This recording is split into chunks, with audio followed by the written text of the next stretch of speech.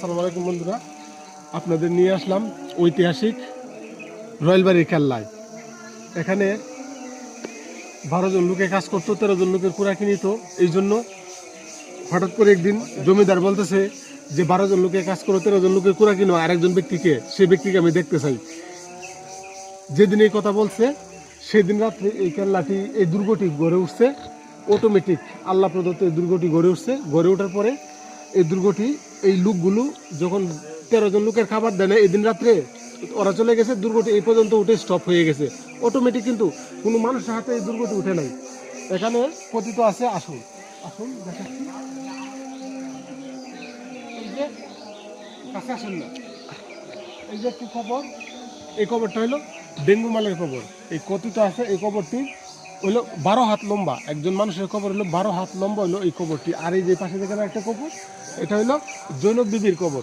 Dengue মালের মায়ের কবর জৈনব বিবি, ওইটা হলো 7 হাত লম্বা। অর্থাৎ তাহলে উনি কতটুকু লম্বা ছিলেন। আর এটা হলো ডেঙ্গু মালের কবর, হলো এটা হলো 12 হাত লম্বা। 12 হাত লম্বা যদি কবরটি হয়ে থাকে তাহলে উনি কতটুকু লম্বা ছিলেন চিন্তা করা যায়। এই সেই রয়েলবাড়ির দুর্গ। এখানে এই এই যে দেখতেছেন, এই যে দেখেন, এই যে দেখা যাচ্ছে এই ইটাগুলো, এগুলো সব ফিলার হচ্ছিল। এই বিভিন্ন এই এলাকার বিভিন্ন জমিতে এরকম ফিলার আছে। এই সবগুলো এখানে অটোমেটিক হচ্ছিল, আল্লাহ প্রদত্ত গায়েবী উঠতেছিল। কিন্তু হঠাৎ করে যখন 12 জনের খাবারের জায়গায় 13 জনের খাবার দিতে যখন অস্বীকার করছে, তখন স্টপ হয়ে যায়। এটাকে সংরক্ষিত করার জন্য সরকারিভাবে পদক্ষেপ নেওয়া হয়েছে। এই যে দেখুন, চতুর্পাশে এখন অল করে রেখেছে, চতুর্পাশে বাউন্ডারি করে রেখেছে এই জিনিসটি।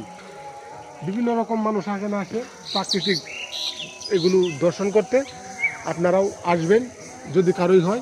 এটি হইল নেত্রকোনা জেলা, কেন্দ্র থানা, রয়েলবাড়ি ইউনিয়নের রয়েলবাড়ি গ্রামে অবস্থিত।